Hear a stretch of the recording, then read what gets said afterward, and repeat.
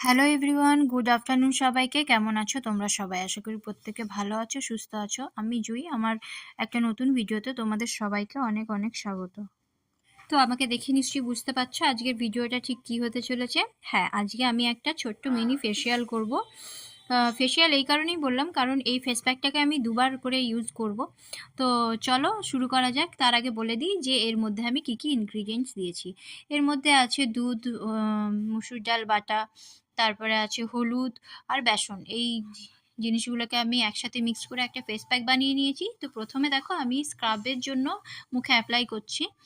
তো এটা আমি স্ক্রাব হিসাবে অ্যাপ্লাই করছি। তো ভালো করে মুখে লাগিয়ে নিয়ে তারপরে এটাকে আমি 5 মিনিটের মতন স্ক্রাব করে নেবো পুরো মুখে ভালো করে।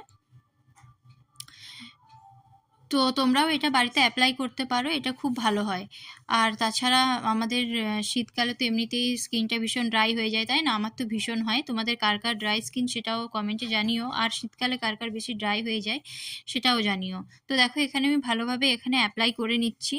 এরপরে আমি মুখটা ধুয়ে নেব। দেখো আমি খুব ভালো করে এখানে স্ক্রাব করে নিচ্ছি। আর হ্যাঁ, আজকে কিন্তু আমি গলায় বা ঘাড়ে এটা অ্যাপ্লাই করব না, আমার ঠান্ডা লেগে যেতে পারে সেই কারণে। কিন্তু তোমরা যদি সকাল দিকে এই ফেসিয়ালটা বা ফেস প্যাকটা লাগিয়ে থাকো তাহলে কিন্তু তোমরা ঘাড়ে বা গলায় ইউজ করতে পারো। সেখানে যদি তোমাদের কোনো কালচে ভাব থাকে বা ডার্ক স্পট থাকে সেটাও কিন্তু আস্তে আস্তে ওটা রিমুভ হয়ে যায়। আর হ্যাঁ, আমি আজকে যেহেতু একটু দুপুর দিকে মানে একটু বিকেল বিকেল হয়ে গেছে, তো সেই কারণে আজকে আমি কিন্তু ঘাড়ে বা গলায় এটা অ্যাপ্লাই করব না। এরপরে দেখো আমি 5-7 মিনিট পরে এটা স্ক্রাব হয়ে যাওয়ার পরে কিন্তু আমি 5-7 মিনিট ছিলাম, ওয়েট করেছিলাম। তারপরে এটা এখানে আমি মুখটা ধুয়ে এসেছি। দেখো কতটা গ্লো করছে সেটা তোমরা এমনিই বুঝতে পারছো আমার স্কিনটা দেখে। এরপরে চলো অ্যাজ এ ফেস প্যাক এটা লাগিয়ে নিই। যেহেতু আমি যখন স্ক্রাব করেছিলাম তখন অনেকটাই তোমার ঘষাঘষি করে নিয়েছি। এরপরে আমি কিন্তু আর কোনো স্ক্রাব করব না। এরপরে আমি জাস্ট মানে আলতো করে লাগিয়ে রেখে দেবো শুকোবার জন্যে। এটাও কিন্তু আমি পুরোপুরি শুকোবো না, ওই ধরো 70% শুকিয়ে গেলে আমি মুখটা জল দিয়ে ধুয়ে নেবো।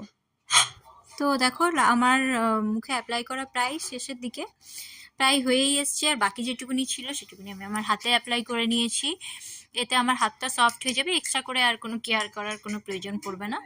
আর দেখো এখানে আমি মুখটা ধুয়ে চলে এসেছি। এরপরে চলো একটা সিরাম তৈরি করব।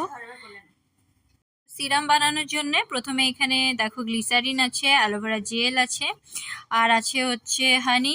এখানে আমি ডাবার হানি ইউজ করেছি, তোমরা অন্য কোনো ব্র্যান্ডেরও নিতে পারো। আর এখানে কোকোনাট অয়েল।